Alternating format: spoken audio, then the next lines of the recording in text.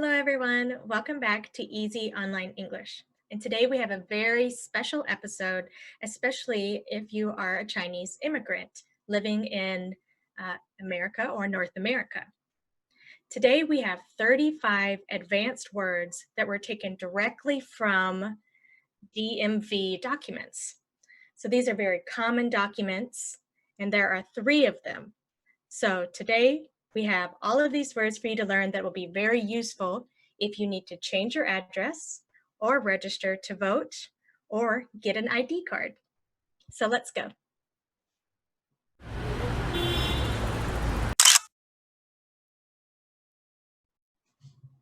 So in our first document, all of these words come from a change of address form. You may use this form at the local DMV office to let the local government know that you've moved addresses. So our first word is middle initial. This word means the first letter of your middle name. So if you have a middle name, you will write the first letter there. The second word is street name. Street name is the title of your street. So you may have a special name and then a word that comes after it, like street, avenue, road, court, etc. The next one is apartment number. Apartment number is usually spelled like this, or it could be spelled out fully, as in number, N-U-M-B-E-R. And if you live in an apartment, you will just write your apartment number here. The next one is abbreviate. This word means to shorten something down. So just like in the previous one, apartment number was abbreviated. So sometimes the forms have a lot of information, so they will abbreviate some words. The next one is resident address. This one is your current physical address where you live. And to complement it, the next one is P.O. Box. A P.O. Box is an alternative mailbox that you may have. In America, you can purchase an alternative mailbox at the post office, and you can have mail received there. Next one is mailing address. So you have your resident address, but then you may have a P.O. box or a mailing address. Your mailing address is just another location where you might receive mail. The next one is leased vehicle. Leased vehicle is the one that, the vehicle that maybe you are renting from a dealership or a company. So you're not going to own it, you're just renting it for an extended period of time. The next one is hull. Hull is the word for the bottom of the boat. So if you are needing to get a license or let the DMV know about your boat, the license number for your boat is usually on the hull of the boat or vessel. The next one is trailer. Trailer. Trailer is just a large platform or a cart that you tow behind a car. Next is vessel. Vessel. So, like I said earlier, vessel is just another word for boat. Some states even offer special vessel license. So you need a special license to operate a boat. In our second document, This is a form for voter registration. So if you are a citizen of your country, you can vote. And all of these words are ones that you would find commonly on a voter registration form. Now, the first word is registration. Registration means enrolling or signing up to do something. So you are registering to vote. You are signing up to participate in voting. The next one is Election Day. Election Day is November 3rd every year. So some years you will have local voting. Some years that you will have national voting. Like the most common one in America, it happens every 4 years. It's the one everybody knows about. It's a presidential election. And it's always on November 3rd or someplace in the first week. The next one is eligible. Eligible means that you meet standards or requirements to do something.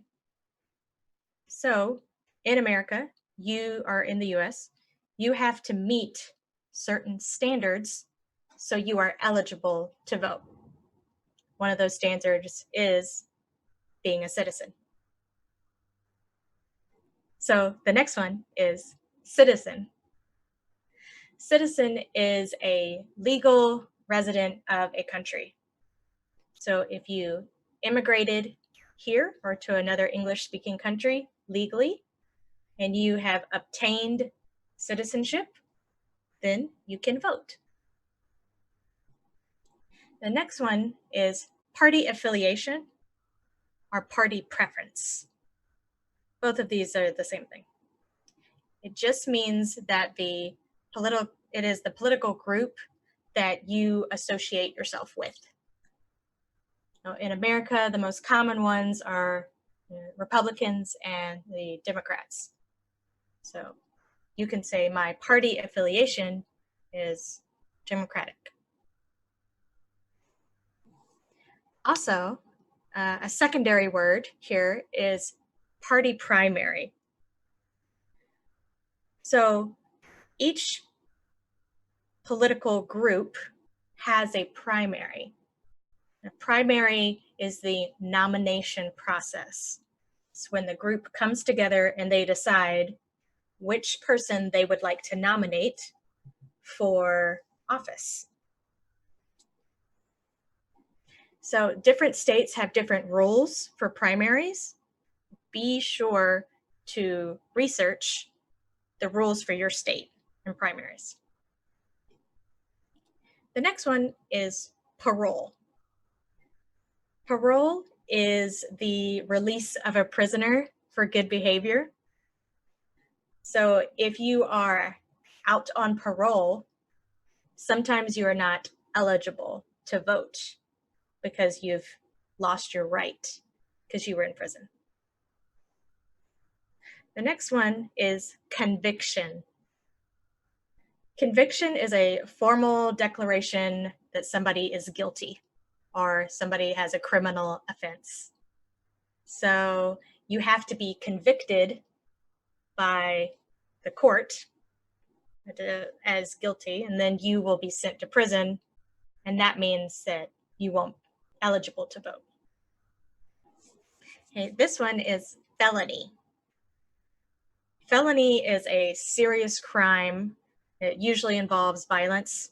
So again, if you are a convicted felon, it means you have a felony and therefore you're not able to vote or you're not eligible to vote. The next one is mentally incompetent. Mentally incompetent means that you're not mentally stable.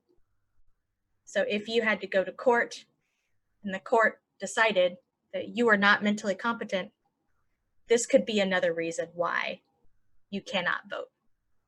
The next one is mentally sound. And this is the opposite. It just means that you are mentally stable. You have sound mind, or you are of sound mind.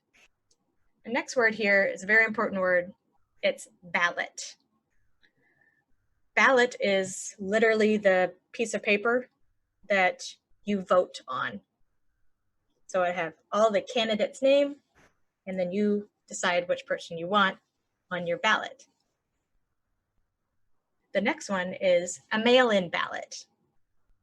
Mail-in ballot is an option that you can do in majority of states, I think, is that you can request a special mail-in ballot.